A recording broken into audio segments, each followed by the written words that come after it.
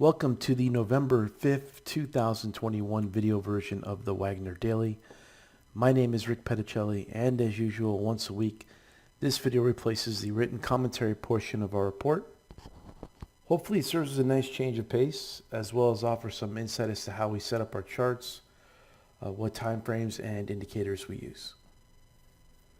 In tonight's video, we're going to run through a few broad market averages, then cover open positions in the model portfolio, and finally we'll take a look and see what's out there in terms of new setups. First up is the NASDAQ Composite, which looks to be in a runaway type of environment or a lockout rally, and getting a bit extended from the 20-day EMA. So the NASDAQ could use a few days of chop to rest and allow the 10-day EMA to catch up. S&P 500 pretty much the same boat here. Lockout rally extended from the 20-day EMA, and at some point we'll need to pause and allow the short-term moving averages to catch up.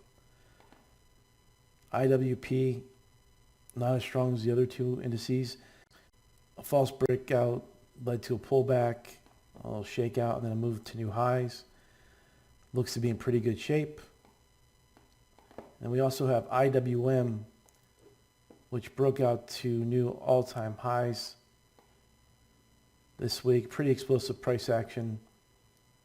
Big candles, big thrust up on 11.1 and another on 11.3. And IWM breaking out is just a positive sign for us, a sign of a risk-on environment. And this week's been a big week for semiconductors. SMH, an explosive move up. Nice breakout. NVIDIA up huge. AMD, LSCC, just a ton of money flowing into the semis the past few weeks. As far as open positions in the model portfolio, we have NVIDIA. We're long from an entry around 253, so we're up about 20%. Dawkins, we're in from an entry closer to, I believe, 88. So we're up about 20% on the remaining quarter position. AMD, we're in from 121.63 in this area right here. And then we added on the breakout around 126. Nice thrust up, decent follow through from our entry point. And the first entry was off the 10-day EMA.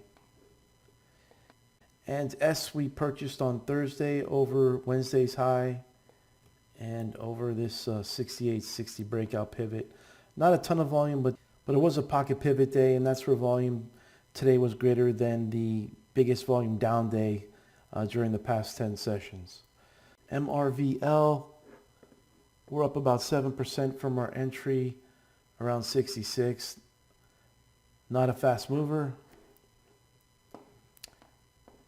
ENPH, we're up about 12% from our first entry around 216 right here. And we added to our position on Thursday on this bull flag-like breakout. Looking good. And Tesla, we're long from about 1046. It's right around here, up about 18% on the first entry. And the second entry was on this bull flag-like consolidation here. APP, we're long from about 97. Not much fall through yet, but hopefully we can see some fall through tomorrow. If we look at just the closing action, switch to a net change. We have 2 down days. We have a higher close today on Thursday. So if we can break this downtrend line, could get going. In the short term, we'd like to apt to hold the 10-day EMA on a closing basis. It does report earnings on 11/10. So depending on where app is prior to reporting, we'll make a call on whether or not to hold. Usually if we're going to hold the stock through earnings, we like to see a profit buffer of at least 5% for partial size and 10% for full size. So we'll just have to see. UPST, we're long from entries around the 335, 336 area. And what we're looking for is a break of this downtrend line and fall through to the upside. There was a a break of the downtrend line and a close back above the 10 and 20 EMAs on 11.1, but the price failed to follow through and is pulled back and now is back below the 10 and 20 day EMAs. So we'll just have to see if UPST can hold this 320 area, or will it need to test the 10-week MA before heading higher, which is around 313.53. And finally, SI, we're up 40% from our entry on 1025 at 154. So right here, moved out the first day, then had a bit of a shakeout bar, bounced right back, and since then just exploded higher, getting up about 40% from our entry there. In terms of new setups, we just bought S. Our first two buys in S triggered. We'll likely add it if it can clear the base high. Bros had a nice pullback to the 10-day EMA. If it can get back above this downtrend line, and Thursday's high could be in play around 72. Does report earnings on 11/2, so don't forget about that. And then after hours trading, Bill closed about 14% higher in reaction to earnings.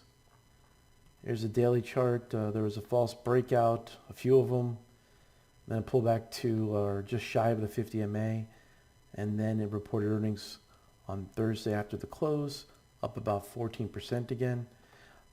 Possible entry points on weakness, any pullback into this 320 area pre-market or after the open, and on strength over the pre-market high. ABNB also reported earnings, broke out ahead of the report on Thursday. This is from a very tight range here. Classic VCP-like pattern of contraction.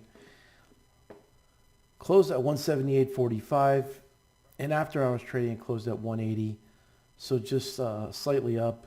Potential entry points could be over Thursday's high if it opens at that level on Friday.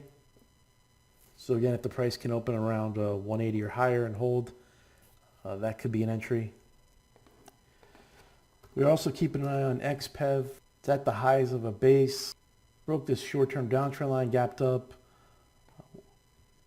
I'll move through Thursday's high. Could spark a breakout above the swing high. And if so, that could get explosive. ZI, if it come back down to this 71 area, could possibly be in play.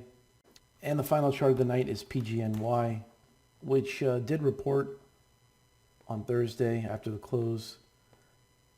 Was down as low as 55. Doesn't look like there's a ton of volume, so we'll have to see if that reverses on Friday. If so, and if it does so, pre-market, look for possibly a move back through the 60 area as a buy entry. Or if there's a significant reversal pre-market and the price opens above 64, that would be a buyable gap up. So just a quick recap, the broad market averages are in a lockout rally. There's plenty of leadership right now. Breakouts are working, new breakouts are emerging and working. So overall positive sign. And at this point, the S&P and NASDAQ are a bit extended in the short term and could use a few days of chop to allow the shorter term moving averages to catch up. So there you have it. That's a wrap for tonight's video. Thank you for joining me. Have a great weekend, and we'll see you next week.